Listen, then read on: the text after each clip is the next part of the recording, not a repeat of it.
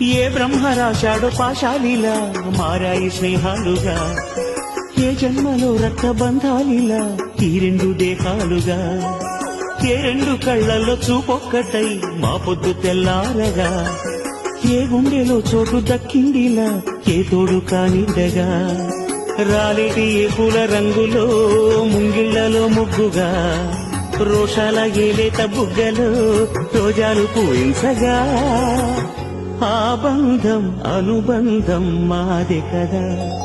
చిన్ని చిన్ని ఈ పువ్వులు చూసి జాబిలి నవ్వింది, సిరి వెన్నెల జల్లింది.